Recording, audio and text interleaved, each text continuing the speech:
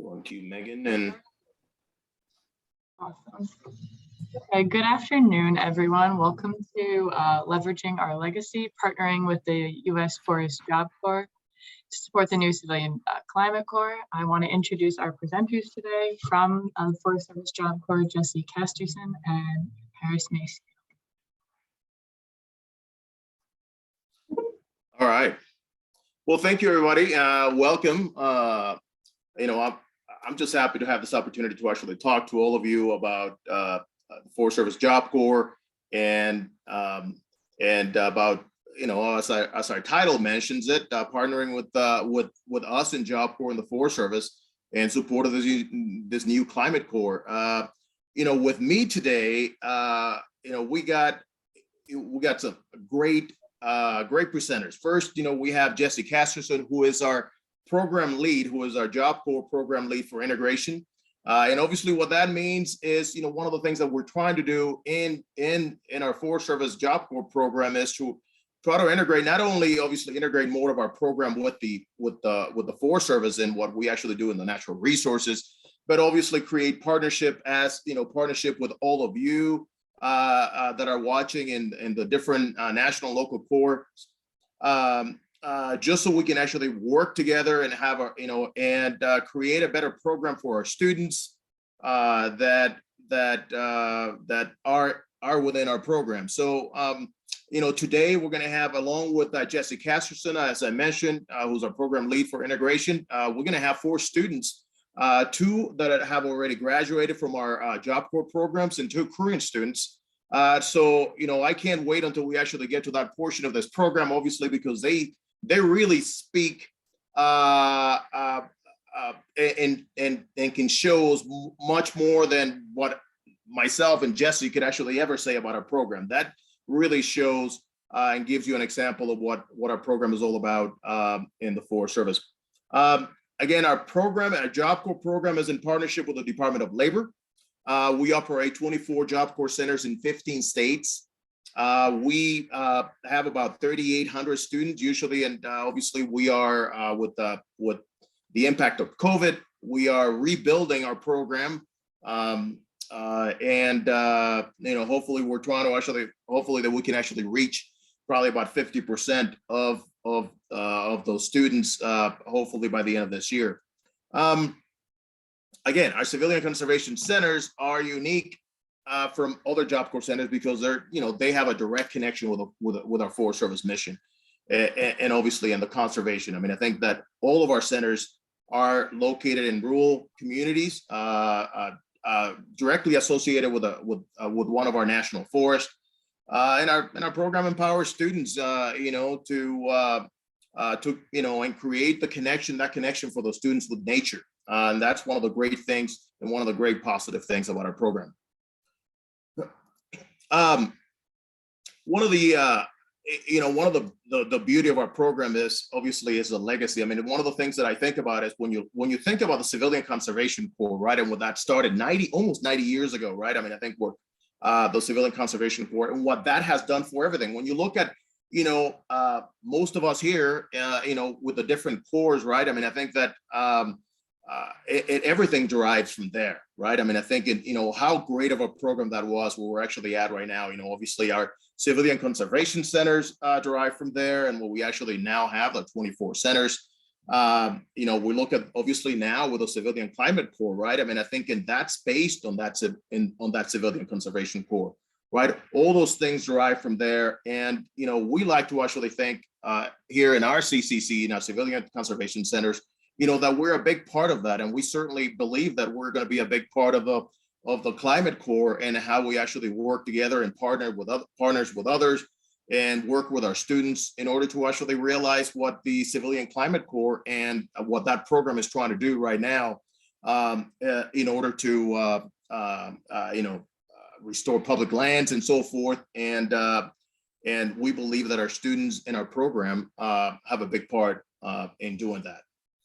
Again, in our centers, we provide education and skills to our students, to give our new, our next generations of workers, a lot of things to look forward to, right? first, our graduates have an opportunity to earn living wages. I think something that they certainly otherwise will not, would not be getting. Again, we bring in underprivileged youth that is based on income, right? That perhaps have a broken family. In most of the cases, right? They don't have a high school education, and we actually bring them on a program, provide them a 24/7 residential program, which is the best part of our program, up to 2 years for them to actually be in that program, to actually, whether it's earn a high school diploma or a high school equivalent, and learn a trade. And again, I think our average length of stay for most of our students in our program is around 12 months. We certainly take pride in the fact that students actually want to stay in our program either 12 months or longer. That's one of the big benefits of the Forest Service Job Corps, our Civilian Conservation Job Corps program. And one of the things that's one of the reasons we believe that we lead the nation. Again, the Department of Labor has 121 Job Corps centers. We have 24 of those centers, and we lead all those centers, and our CCCs lead all those centers in performance. Based on how that performance is tracked by the Department of Labor. Again, our graduates are trained, to take part in the modern workforce, right? I mean, we try to actually adapt them to a new challenge, to meet all the challenges of the workforce out there, right? I mean, I think that, but we train them, we give them social skills when they don't have them. We help with financial management. If they don't, if they don't have them, we try to actually give them everything they did not have when they came in. Obviously, drivers, help them with driver's license. In most of the cases, we want to make sure that 100% of our students that come in without a driver's license leave with one. Obviously, that's one of the things, one of the most important in the United States, right? Is, you got to be able to actually drive a vehicle. So just can't say enough about what our program can do and what our program is. And we just believe that our civilian conservation centers have a big part in, as we're saying, leveraging a legacy with the Forest Service, and certainly a big part in assisting and partnering and in all the new things that the Climate Corps is going to bring. What I'm going to do now is I'm going to pass this next part of the presentation to Jesse, and he's the one that's going to introduce each one of the students. So without further ado, I'm going to pass this to Jesse Casterson, our integration lead. Thank you so much, Harris. Appreciate you. Yeah, the things that we did 100 years ago, we're still doing. Really excited about our chance to engage, do some climate mitigation, climate impacting work. Just a couple slides here to get us some things to talk about. Harris had mentioned we do have 24 centers spread across 15 states. As a reminder, this PowerPoint will be shared with the core network for distribution if you'd like to see this and have it to be able to share it with other folks. Happy to do that. We deal with the same students a lot of you folks in the core network also get to have the opportunity to work with. Very important. Some of our students have the high school, some don't. They have the opportunity to earn that while they're on center. And really what makes us a little bit unique amongst the cores is we do have this residential program. We'll talk a little bit more about that and some of the benefits of that, but we operate 365 days a year, all year round. And we bring in students every 2 weeks between the ages of 16 and 24, constant enrollment, bringing students in, and it's truly a self-paced program. Give you guys 1 second just to look at that quote. It's good stuff.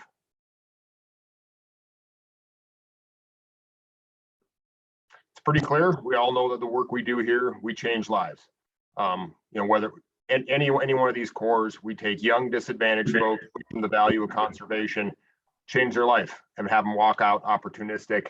85% of our graduates go directly to work, the military, further advanced training, college, very high success rate of our graduates. And that's really what we pride ourselves in. We don't just do the work and the training, and we have a ton of field, shovel-ready projects on the ground that we do. We'll discuss a little bit of those things we accomplish with our students, but really primarily it's our duty and honor to really help reverse the cycle of poverty by employing these young people in a career of their choice. We have all of our centers have a robust health and wellness department. Counselors are on every day of the week. Structured environment, the food, the clothing, the training is all covered by taxpayer dollars.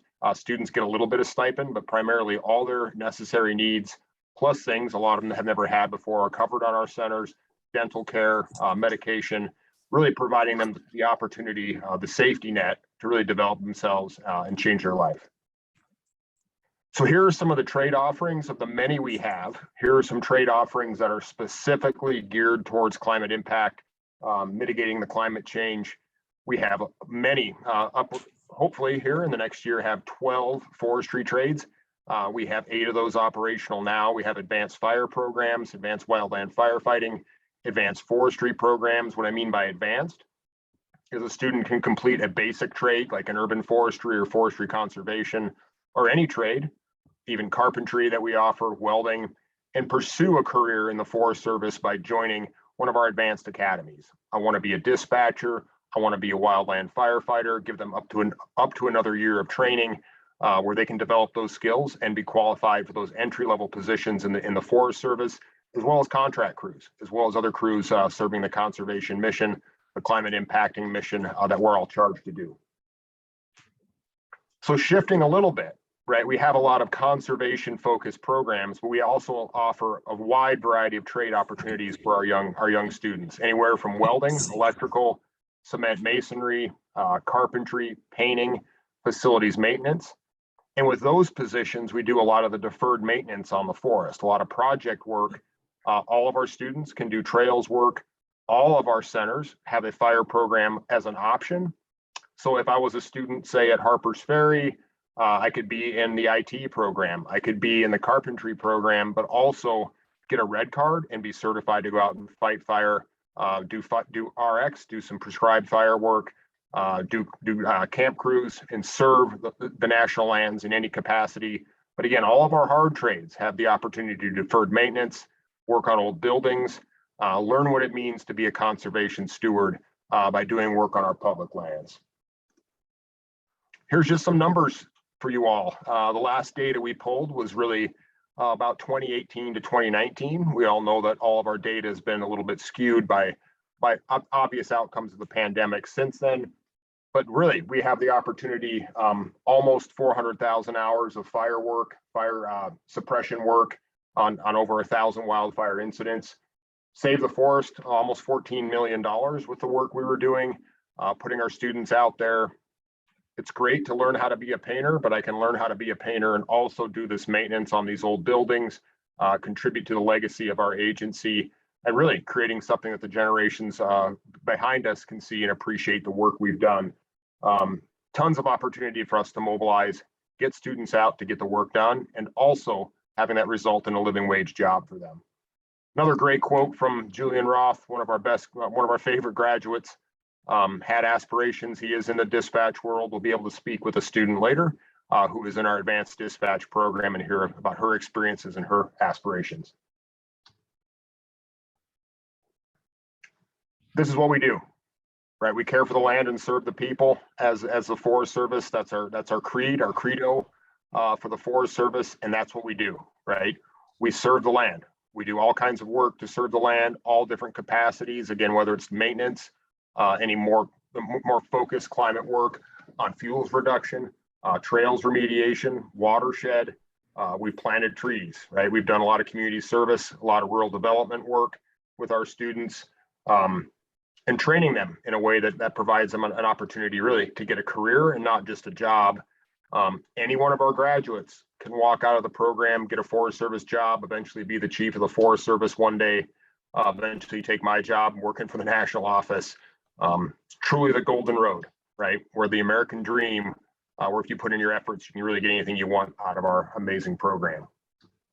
And here's where I want to talk about partnerships. And I had listened, I was in the meeting in DC a couple weeks ago, and really, I think we're all in some ways struggling with the same thing, just trying to rebuild our relevance and rebuild our interest across all these programs in the midst of kind of crawling out of this pandemic. The last thing we want is to steal, these precious resources, our students, from each other. Is there a way we can partner together? I'm going to have Kyle Yurkovich speak in a little bit, but some things we had discussed in Washington, D.C. There's no reason, if you got a young person out there that can't afford to join one of the core programs based on that living wage or based on the money they're getting, they can enroll in Job Corps and have those living expenses taken care of. Is there any way that we can move our graduates back and forth? I know over the years, AmeriCorps, for example, had a couple positions, a couple placements reserved for our Job Corps graduates, and we would see that as a coveted place to send some of our students upon graduating that were interested in continuing to serve the conservation mission, making an impact on climate and making an impact on their world. Is there a way that we can collaborate and work together to get crews out together? Right now, we've got a crew of a couple students doing a trails project on the Nez Perce Clearwater up in northern Idaho, and those students are on a trails program with a youth conservation corps. So the Youth Conservation Corps is really standing up this crew. We've got 2 students from Tennessee traveling across the country. They're going to spend all summer with that crew, work together. And I wouldn't be surprised if those, if our Job Corps students wanted to join the YCC, or if the YCC were interested in joining Job Corps and continuing on their mission to change their life, to serve the land, contribute to something great. And then just this partnership piece. And again, Kyle, I'm going to kind of put you on the mic for 5 to 10 minutes, whatever you want to discuss. Kyle Yurkovich is our advanced emergency dispatch instructor out of Weber Basin, Civilian Conservation Corps there at in Ogden, Utah. And Kyle's all about partnership and helping.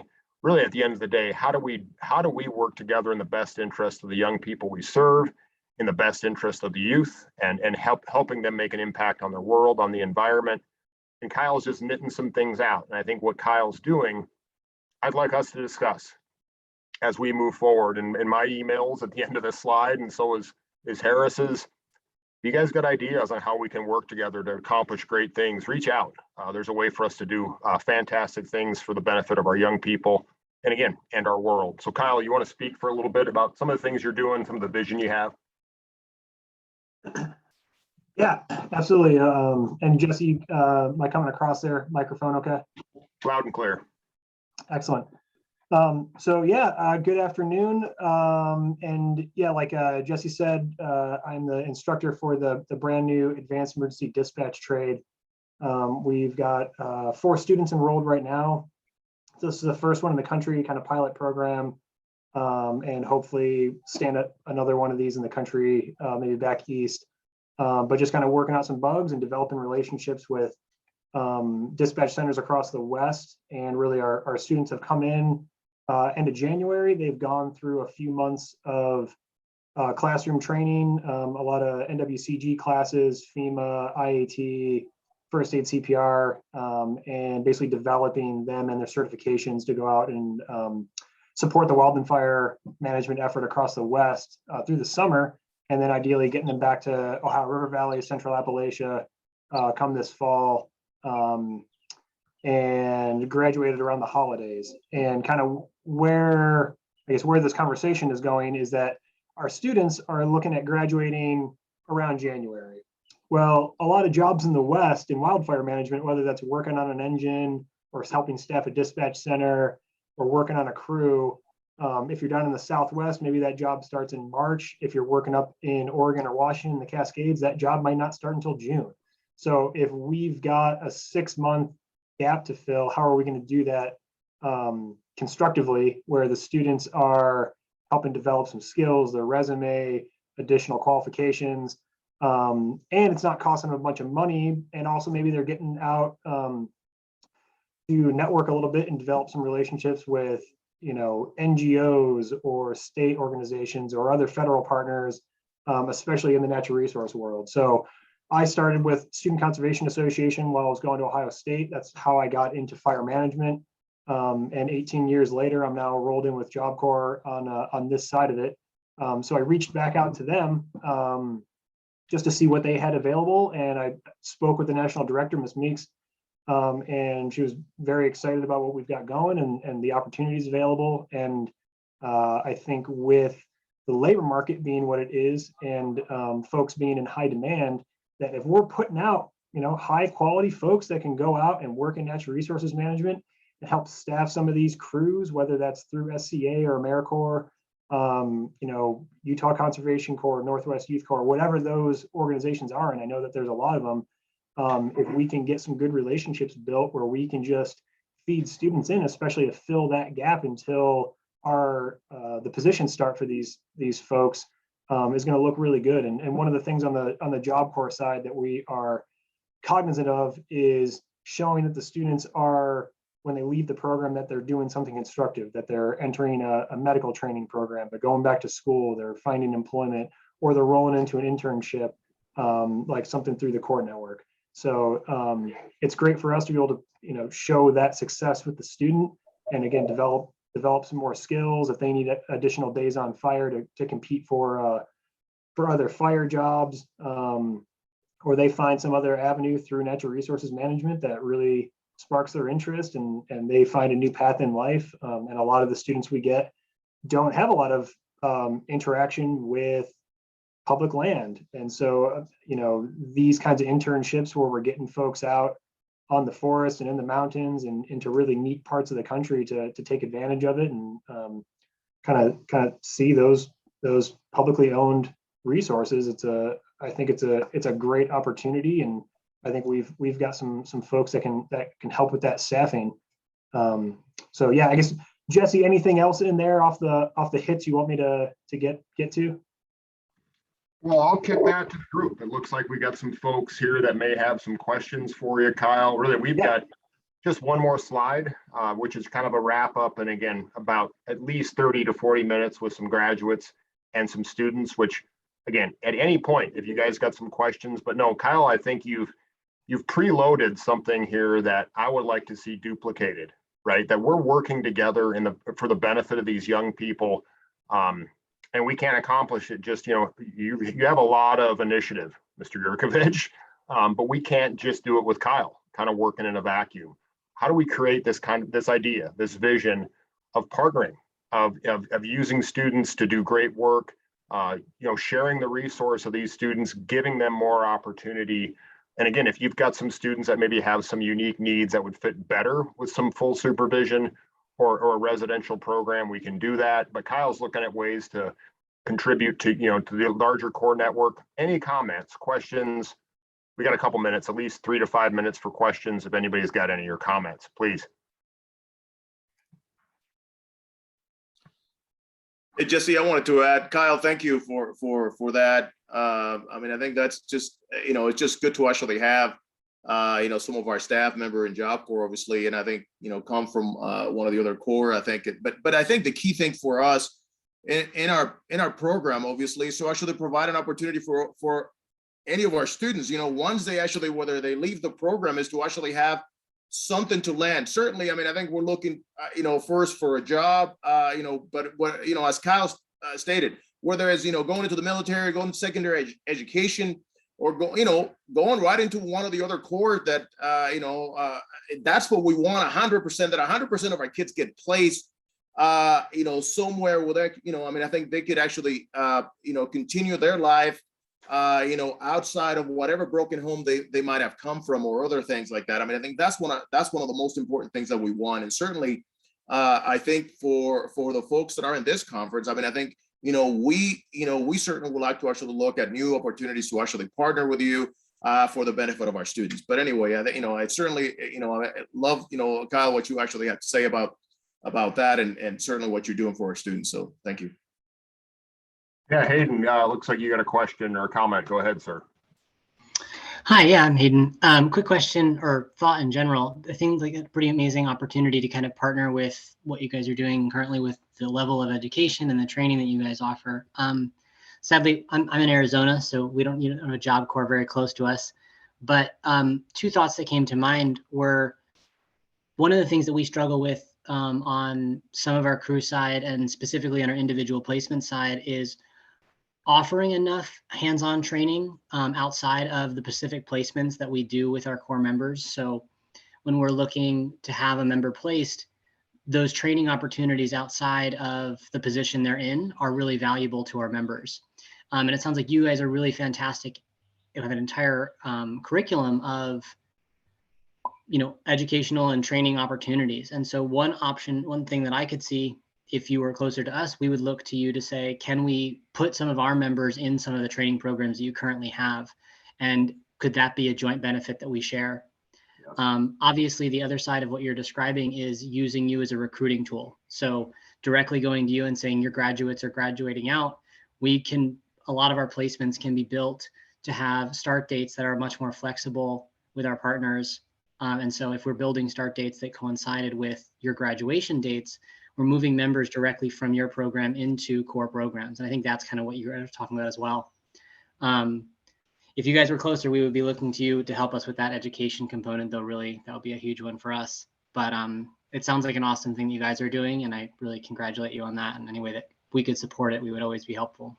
So, Hayden, great questions, great answers, great ideas. Let's try it. We don't have a Job Corps, Forest Service Job Corps there near you, but that doesn't mean we potentially can't stretch a little bit, potentially can't get creative. Reach out. I'm willing to try anything as long as it benefits. And I love that idea of coinciding your enrollment with our graduation times. And again, we graduate about once a month. We typically have a graduation, we have a constant flow of students, but getting connected, Hayden, being curious, making some connections where we can kind of partner and again, if it's a small bucket, that's great, but I think we can grow something big. Appreciate your enthusiasm, your passion. You're clearly doing the right job, Hayden. This stuff's in your blood. I think there was there's a question about wait lists. So looks like Patrick, you had a question about wait lists. Great question.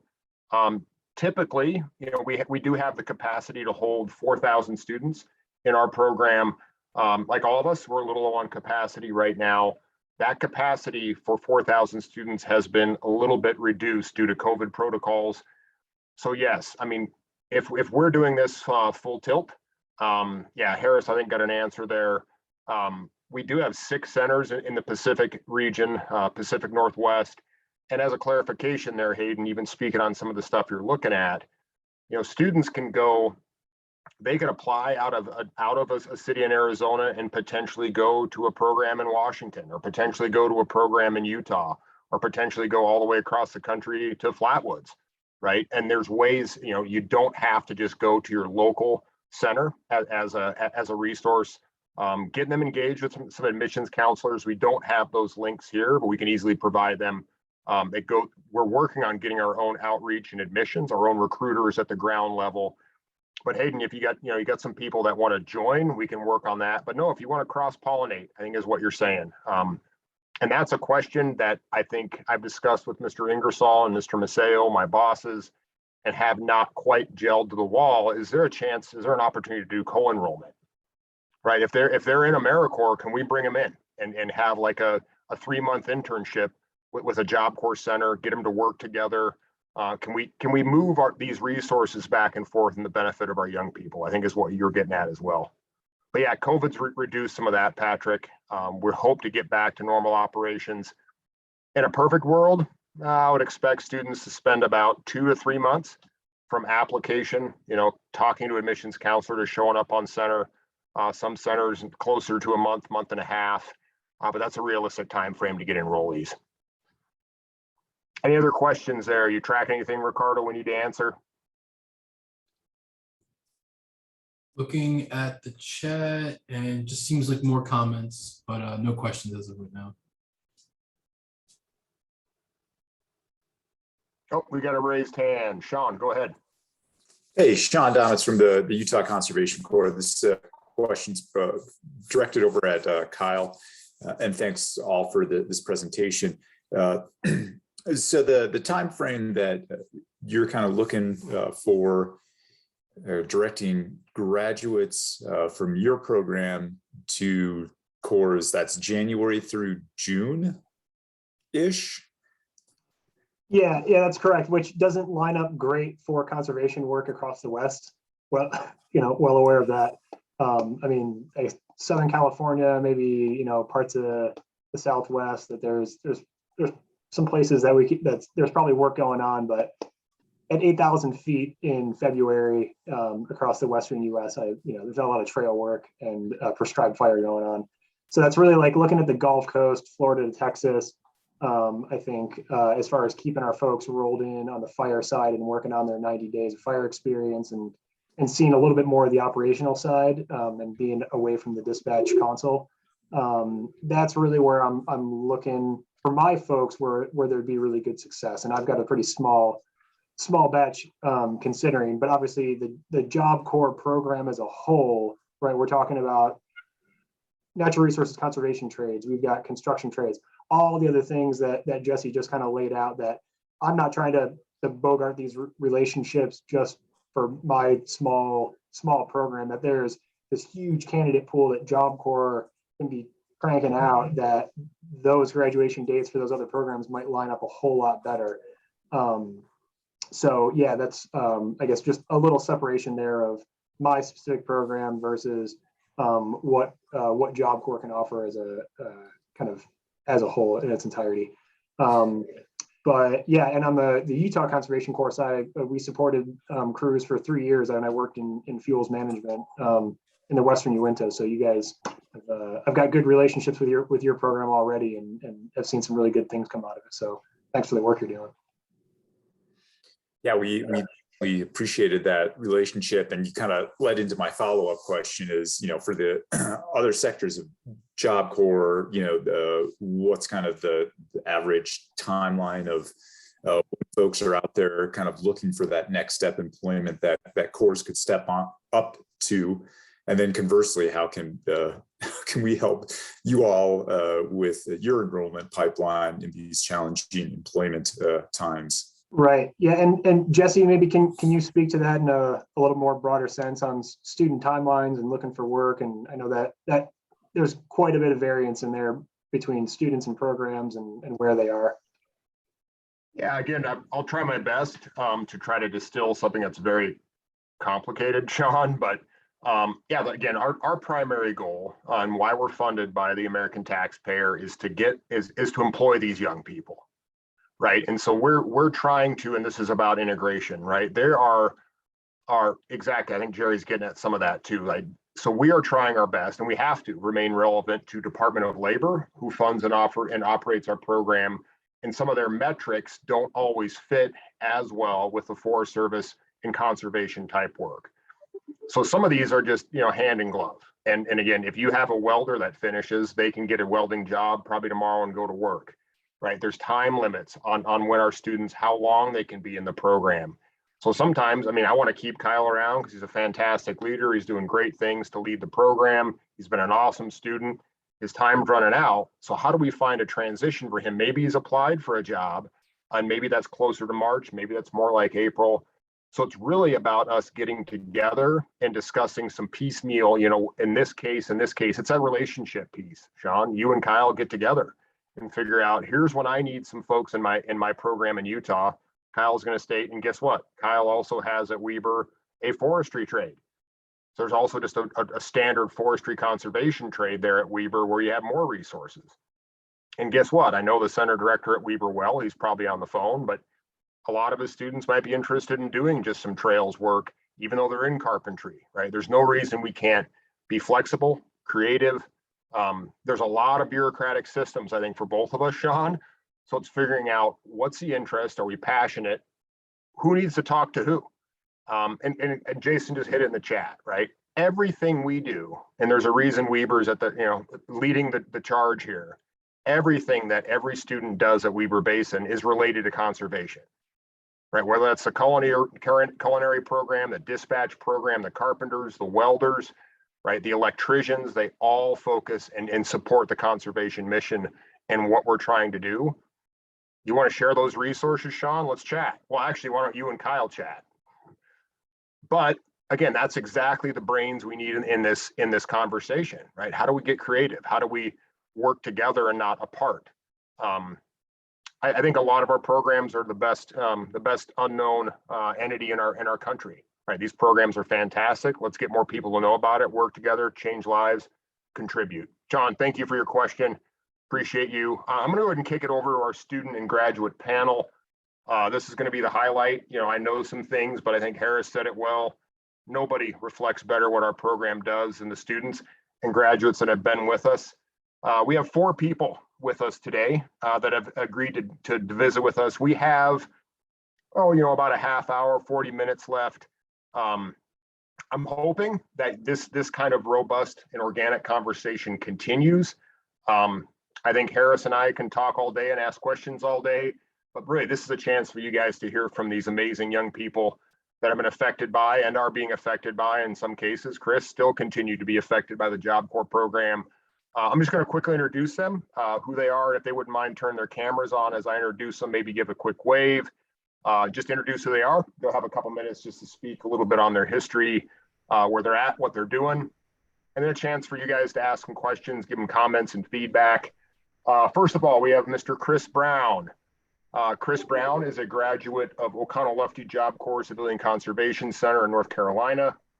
He's currently working as a dorm staff. So he's now at Flatwoods Job Corps Conservation Center as a dorm staff, a dorm aide, helping the young people in the program that affected his life. Very inspiring, Chris. Thank you. We have Lily Hernandez, who is awesome. Lily's at the Advanced Emergency Dispatch program at Weber Basin. Lily previously finished her training at the Harpers Ferry program, and now she's at Weber Basin, learning under Kyle and probably teaching him some things too. We have Devontae Lockamy. Devontae is currently a program specialist for fire management and aviation with the Forest Service, and Devontae graduated the Harpers Ferry Job Corps Civilian Conservation Center. And last but definitely not least, we have Mr. Xavier Powers. Xavier looks like he's on Stites, but Xavier is a student at Colburn Job Corps Civilian Conservation Center in Colorado. Xavier's finished his training as a cement mason.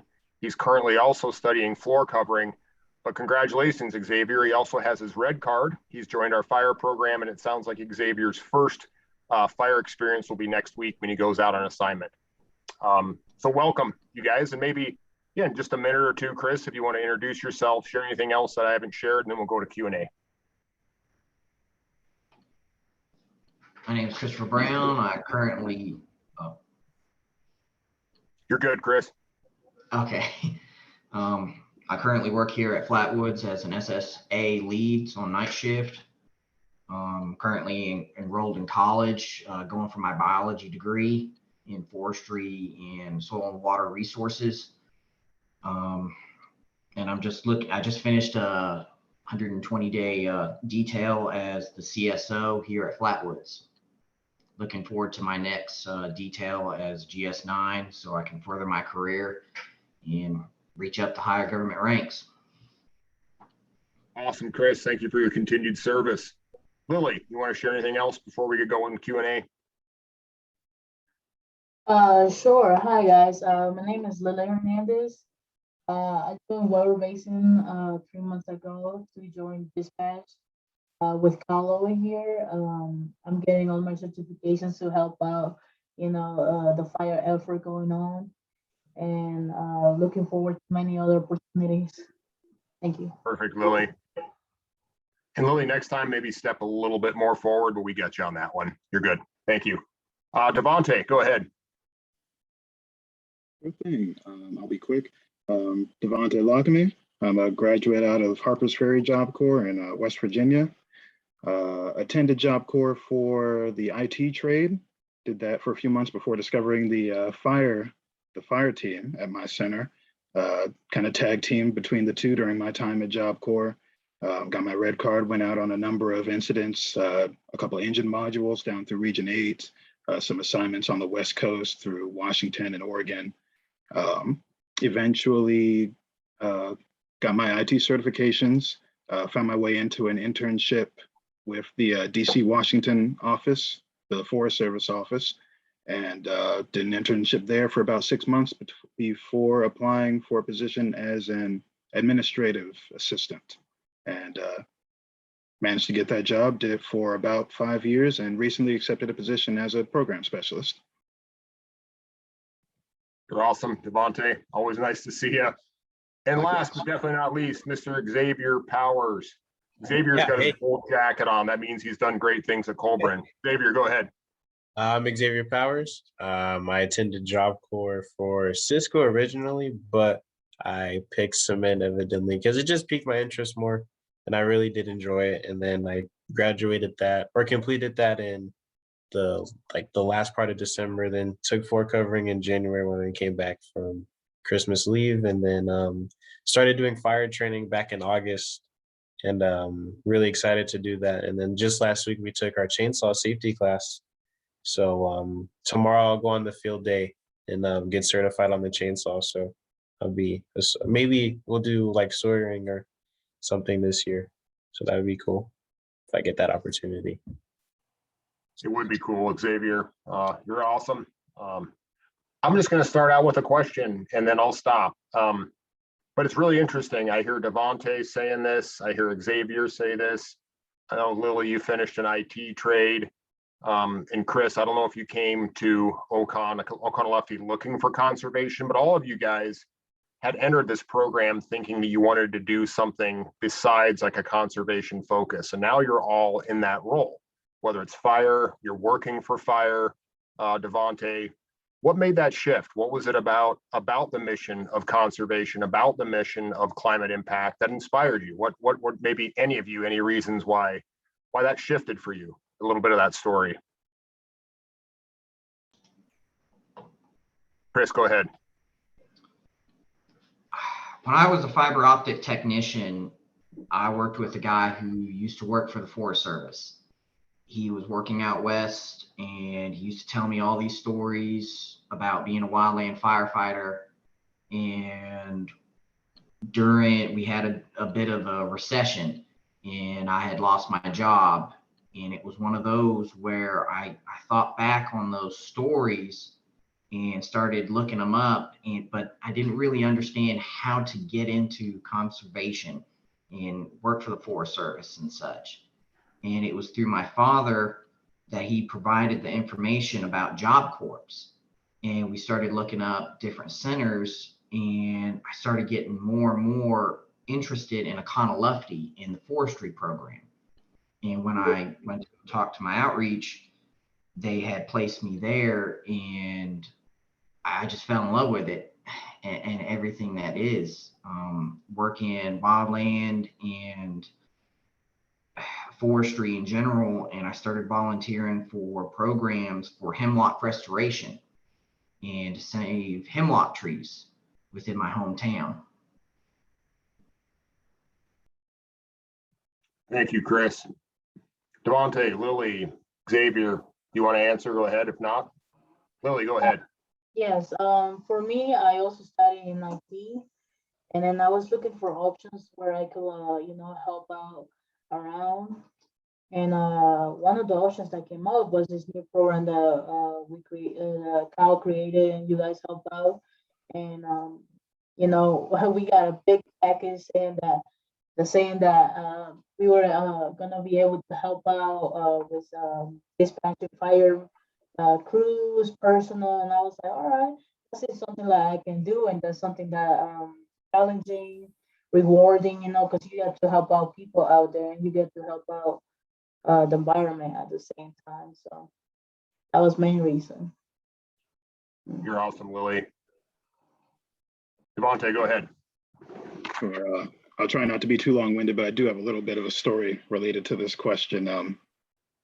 My initial goal when I first came into Job Corps was, I was working in retail at the time and was desperate to move out of my parents' place. But I don't know how many people are familiar with the cost of living here in DC versus what minimum wage was like back in 2015, and that wasn't happening.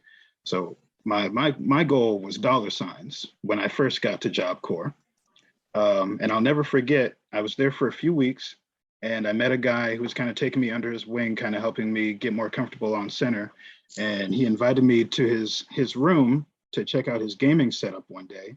And he shows me he's got a big tower computer and a dual monitor setup and all the gaming fans and the whole rig, the whole nine. And I said, dude, you're here at Job Corps. How do you afford this? And he said, "Oh, I'm on the fire team." And I was like, "Oh, tell me more." So that was how that was my original first introduction to fire, to the conservation side of things. So that was how I got in the door. But once I got on the fire team and started going out on assignments and doing conservation work and doing landscaping work, I fell in love with it. You know, I didn't forget about the money, of course, but that wasn't my concern after I really got out there. It was beautiful. Being a DC kid, you know, I had never experienced anything like that before.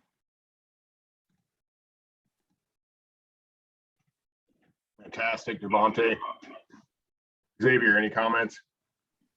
Yeah, I originally found out about like the fire stuff from my older brother. He did it in Utah, the Job Corps Center there, and then I came here, but I was 16 when I came here, so I wasn't able to do fire at that time. But now I'm 18, so I get to get that experience and stuff. And I think the big part for me is like kind of working together as a team, like going out and like doing stuff together. Like, yeah, there's like the money and stuff and all that, but I think being like a unit in a group is pretty important. You get to meet new people and cool stuff like that. Like we have our advanced fire trade here, and they're a really good bunch of people, and I'm excited to get to go out and do like stuff with them and new people. But yeah, so that's really it. Thank you, Xavier. Yeah. Anybody else? Put a hand up, put a question in the chat for these folks.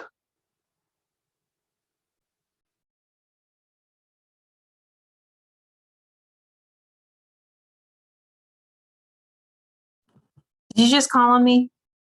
No, Ariel, if you got something you'd like to ask the panel, no, you and I are pinging about working together, but no, just if there's any questions, any comments. Yeah, we got a question about tribal communities. Harris and I can take that. And I'll definitely get to that one, Brooke, but any questions for our panel, graduate students? I can keep asking questions, but I don't want to take the whole time.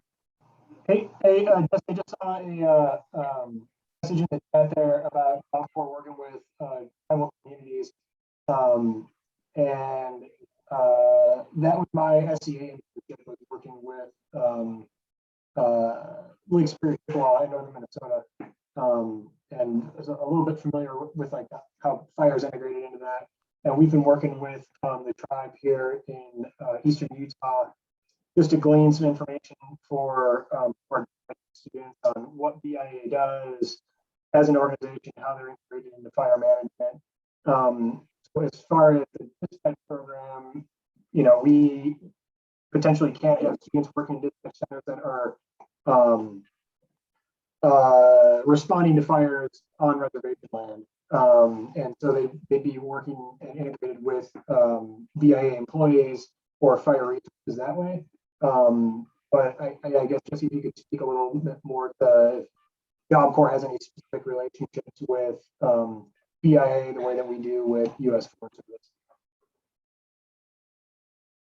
No, great questions. Thanks for the ping there, Kyle. You know, we have one center located right on the Yakima Nation. That's Fort Simcoe out of Washington State. Another one, Oconaluftee, that's right next to tribal lands in Cherokee, North Carolina. Yeah, our tribal relations are very strong in certain areas, and we're working on improving that in all areas. I know out of Blackwell and Leona, Wisconsin, their fire staff has a great relationship. We're doing some of the stuff we're talking about, some cross training, right? Well, they'll stand up like a guard school to get their students that red card, that certification, and co-teach that with some of the tribes there, the Menominee, et cetera, in Wisconsin. A chance for them to use the resources we have, potentially get some of those young people interested in our program. We'd like to create more of that, right? We'd like to create more, I guess, more optics on what we're doing, how we can collaborate, how we can partner, how we can work together to do great things.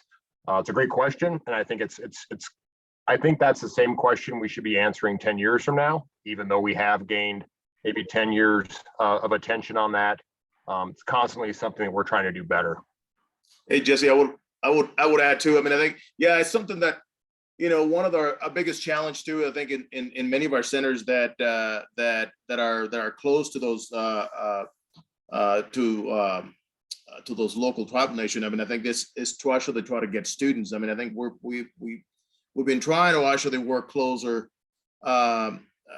with them in order to actually get you know, a lot of Native students to actually come into our centers. I think we're more successful in some centers than others. Obviously, I think that you know, I think one of them that we're, you know, really have some success is the one in Nebraska, you know, or Pine Ridge Center. We actually get some Native students there from Nebraska and South Dakota. But anyway, I think it's one of the things that we've been striving for, as Jesse stated. I mean, I think we certainly would like, you know, closer relationship with the tribes, and we actually work hard at that. But it's something that I think can always get better. And mainly, you know, one of our main things is to actually try to bring in more students into our Job Corps centers, more of the Native students into our Job Corps centers. Looks like a question again for maybe Harris and I, and leadership around the PLC certificate. Janelle, I'm assuming that is. Thank you for the question. Yeah, the Public Land Corps certificate allows our graduates to apply on a merit hiring authority, meaning they get to apply as if they're a current federal employee, right? It's a great way to do some non-competitive, a great way to get them to get a step up. The data that we have, Janelle, looking back, at probably, you know, 2018, 2019, we had successfully placed 45 of our graduates in Forest Service jobs, about 89 to 90 of them in conservation focused jobs. So it works. Yes, there are roadblocks and challenges. The biggest roadblock and challenge for us is housing and relocation. So it's the same thing I think, you know, the core programs are struggling with. Having these young people complete the program, having the financial ability to relocate, to earn these jobs. And part of the issues around it too is exactly what Kyle and Sean were talking about, is just some of this timing, right? There's certain events and certain times where you can apply for like a seasonal job or a job with the Forest Service, maybe in September, potentially starting that job in May. And it doesn't always work with our timing and some of our systems. PLC is a great opportunity. It's one of many opportunities we have to hire. Schedule A is a really strong hiring authority we have. That's for people with disabilities. It's a non-competitive authority. We have a whole initiative from the Chief of the Forest Service to really hire our graduates within our own agency. It looks like Jerry's got some comments too. I'll kick it back to him. Go ahead, Jerry. For questions. Actually, I wanted to ask a question of some of our students since we've got them here. One of the things I'd observe is we have Forest Service operated Job Corps centers in 15 states. And some of you come from the area with your center. Some of you have moved across the country some distance to go to a center. And in looking towards Forest Service jobs, our jobs are often in different places around the country, sometimes in rural places that may be different from where you grew up. So any observations on the challenges that presents for you, on how you faced that? Some of you already are living or going to class with folks who are from totally different backgrounds from around the country. How has that gone for you, and how can we help make that an even more successful experience?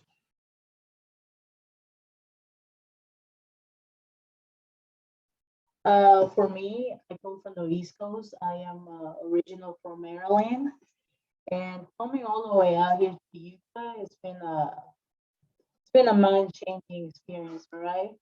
Because like you're right, it's a whole different background, different socials, different you know, dressing, cultures, all that. Like back there in the in Maryland, we don't really have like Navajo tribes or anything like that. But over here in this center, there's Native students going on in here, you know. So that was it's a big adjustment, honestly. And then you got the weather, and so much things over here, honestly. But I think that's one of the things of growing up and willing to step out of your comfort zone to get ahead in life, you know. When I applied for this program, I had the mind saying that I wasn't probably gonna go back east, you know, because a lot of jobs that I'm trying to will apply for are around the West Coast and some in the middle of the country. But yeah, it is an adjustment, honestly. Are there things that we can do, we who run corps, whether it's Job Corps or other conservation corps, to better support you in making those moves and to make you feel safe and comfortable where you're at? It's the issue of like we come from backgrounds where we don't have much to support ourselves in. And you know, it's kind of hard to move across when you don't have a place to stay and you're not guaranteed, you know, at least a meal a day, you know, a place to get your feet started, you know. That's why one of the reasons why I joined Job Corps was they gave me a place to sleep. They gave me a place where I could eat. You know, they gave me medical care. And not all organizations are gonna do that, but it's hard to move in life when you don't have a place to stay. You know, a place to put an address that this is where you can find me. This is where I live. And yeah, that's one of the main things that is hard to get across with. Is the living situation. Thank you. Any other comments from Xavier, Devontae, Chris on that question from Jerry? Sure, if I could jump in. Devontae, go ahead. And if I could step back really quick, just in response to Janelle's question about PLC, I feel obligated to speak up. I'm not really versed in Zoom very well, so I'm not sure if I responded correctly to your message via text. But I actually applied to my first Forest Service position using the PLC hiring authority, and had a really smooth experience doing that myself. You know, I obviously can't speak for everyone, and you know, my situation was a little different, being so close to the DC area. You know, my Job Corps center being so close to the place where I ended up applying to, but I did use the PLC hiring authority myself, and it worked out wonderfully for me. In response to Jerry's question about adjustment, I love getting that question because I tell everyone I can that I grew up in Job Corps. Basically, I tell people that I feel like I became a man in Job Corps because it like Lily said, it took me out of my comfort zone. It forced me to engage with people that you know, being raised in the DC area, you know, I had never, even though the West Virginia area is only about two or so hours away, it was pretty much a different world, you know, leaving the nest and moving out there. But it was a fantastic experience for me. I really came into myself in that environment, being forced to engage with groups that I had never had to before growing up as an inner city kid. Thank you, Devontae. To answer Jerry's question, I grew up in North Carolina. I went to Econo Lefty, and I worked for Econo Lefty for some time with the Cherokees Boys Club. And from there, I was picked up by Flatwoods Job Corps. I worked as an RA. And from there, my mentor, Mr. Perkins, was always talking about rec. And it was something that I started getting really interested in. And I accepted a position across the state at Angel Job Corps. And it was at that place, I'd never truly traveled outside the states, really. You know, coming to Virginia was just a stone throw away, really, compared to driving across the state for rec experience. And it was something where growing up in Job Corps and working with Job Corps gave me the skills that I needed to forward think and plan what I needed to do when I got at Angel. And some of the hardships that I faced there was getting to know a whole new group of people that was outside my comfort zone.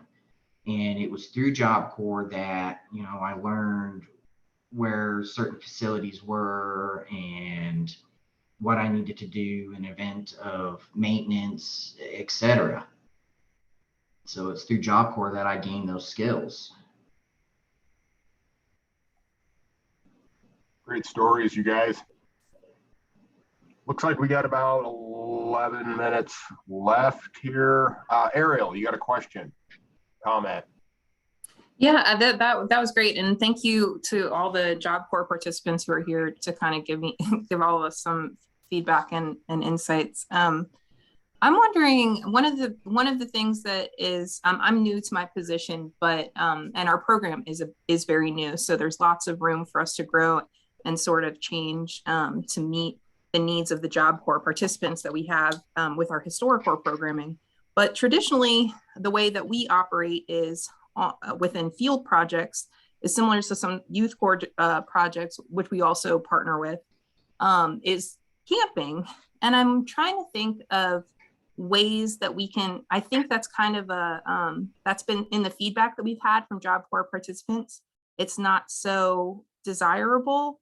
I'm wondering about just like thoughts on that, maybe from participants, and how we can, I mean, sell that better, or I'm trying to think of ways maybe we can incentivize by finding partners to actually get us camping equipment donated that goes home with our participants, almost like a gift to them for coming out and really stretching their comfort level and those, you know, those barriers, because our normal participants are voluntary and they're coming from like the adventure, the outdoor, the travel world and wanting to do voluntourism. Whereas I feel like Job Corps, we're explicitly helping these students develop skills, which, and I appreciate the honesty that the money looks really good on the front end, but it's up to me, I think, for my program to make sure that what we offer is compatible with what Job Corps trainees want. So any thoughts on that? Maybe that might be a little bit specific, but. I think what you're saying, maybe Ariel, in summary, how do we partner in a way that's transparent, honest, and that really serves these young people in the best way we can? And that may be camping, it may be things are different, right? Our programs offer different. And again, I'm just looking at our graduates here, our students. Some of them might be like, are you kidding me? I'd love to go camping with you, Ariel. And some might not. Logistics. And I don't want to bore Ariel or anybody else, but yeah, we have a very complicated system. You know, we're operating 24/7, 365. Our students do education and training. They've got medical appointments. They've got, you know, they maintain these 50, 60-year-old campuses with their trade skills as well. And so how do we do this in a way that we're planning way in advance? Ariel, it'd be great if you and I and some people on my team could chat about Historic Corps projects this summer, this fall, next year. But we have a plan, and to me, that's fantastic for the center experience. So if I know that with Ariel, we're going to do a Historic Corps project, say in Washington, what a great recruitment tool for us too, right? We're a classroom without walls. If you want to go study books, college is good for you. If you want to work, not only are you going to like just build stuff in the shop, you can go out on these historic buildings with Ariel and her team, do great work. And I think part of this, what we've learned, and we had a couple of Historic Corps projects over the last few years, is just us communicating better from our level down to the centers, right? And I think there were some students that were elated to go camping and they loved it, and other ones just didn't quite know what that looked like, and that really falls on us. So again, just us having those conversations up front. And yes, we should definitely chat more. This is, again, if nothing else, and we pull this out of this Ariel, I'm going to be stoked about our ability to partner and work more effectively, efficiently in the future. Kyle, jab something, or was that Lily? Lily wants to go camping. Oh, yeah, Maybe. yeah, she's down to go camping. It's free camp gear, and no, just to kind of, you know, compare what you were saying and kind of piggyback on that a little bit. Like, I think, yeah, the right person for the right job in the right place, that, you know, even recruiting for our dispatch position, for our dispatch program versus the other advanced fire programs that are more focused on operational, right? What students are really looking for, that full bore in the woods, sleeping on the ground experience versus maybe a little bit of a mix of that or not the full thing. And I think, yeah, reaching out to the core networks at all these different programs that we've been focusing a lot on natural resource minded stuff or fire specific, but knowing that we might have a student coming out of a culinary program that would just love to do some, you know, some hands-on social services work and getting paired up with the right AmeriCorps internship.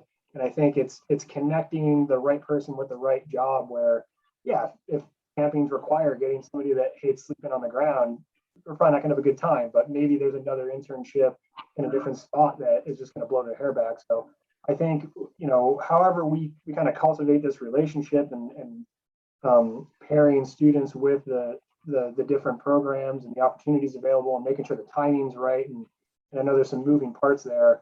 And there's, you know, it's a good problem to have. There's a ton of opportunities, there's a ton of these organizations. So yeah, I don't know how that gets streamlined, but I feel like we've got enough good people in the room that hopefully we can work it out. But that was it. I don't think that that camping will include every student from one to hop in. Well, there's no reason you can't interview these students, Ariel. That's part of the intention too, right? If we're doing this right, you know, our partners are chatting with each other. You got a panel of great, you know, you got Lily and you got Chris and Devontae and you got Xavier, and you get to pick which one you want to go take out and work with, right? That's the hard part, is you got to pick one. We got about 5 minutes left. I want to end with just one question, and you guys can each answer for a minute or less. I know that Job Corps changes lives.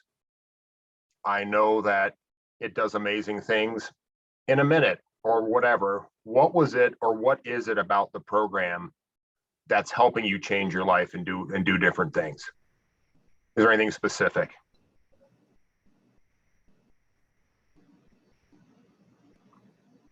Having a chance. Oh, you can go on.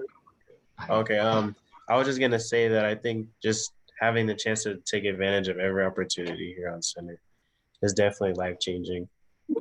Just bringing in like the multicultural awareness is definitely life-changing. Just little things like that. Like, I feel like it definitely changed me as a person. Yeah. Perfect, Xavier. Chris. The chance to meet mentors, have those mentors sit down with you and provide an insight to help you better plan your future. The multicultural awareness and just what the program offers you. A lot of people don't realize that Job Corps can give you so much if you just take the time and just listen to those people who's been working there for years. And just having someone teach you and mentor you can help you in so many ways, financially, in multiple ways. And honestly, it's through all the mentors that I've had in my life that I am who I am today. And it's thanks to them. And now you're one yourself, Chris. It's amazing. What a great story. Thanks for again contributing to a program that means so much to you. Devontae. At the risk of sounding totally mushy and cliche, at kind of the flip side of what Chris was just saying, I adore the opportunity to affect real change in the world through this program. I feel, you know, I think it's incredibly understated, the effect that we're having, being able to influence the lives of these young people who may not have had any of these opportunities otherwise. You know, I feel like people talk about leaving their mark on the world. I feel like that being able to help lift up young people who may not have had someone to do that for them otherwise is that times 1,000. I truly love being able to do that through Job Corps. I'll work for you any day, Devontae. Fantastic. Lily, any comments? Yeah, for me, is all the opportunities offer a job corps. You know, we have residential living program. For myself, I have a good family, you know, I'm blessed with a family. But a lot of my peers do not have that. And to have people teaching you this is how you do this, you know, this is how you go about this and that. It's amazing opportunity. And on top of that, it's all the options that you have to do later on in life, you know. You can go into conservation, you can go to college, you can get a job anywhere. That me is one of the biggest takeaways from this program. Is all the options we have available to us, and my peers are right. You know, you just gotta ask, and somebody's gonna supply you so many things that you can do. But that's my main takeaway from this.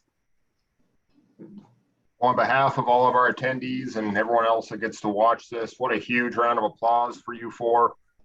You inspire us to be better people. It's an honor to serve and work with you guys. Maybe we'll see, you, Xavier, out on the fire line this summer. It's always a pleasure. Thanks for everyone for attending.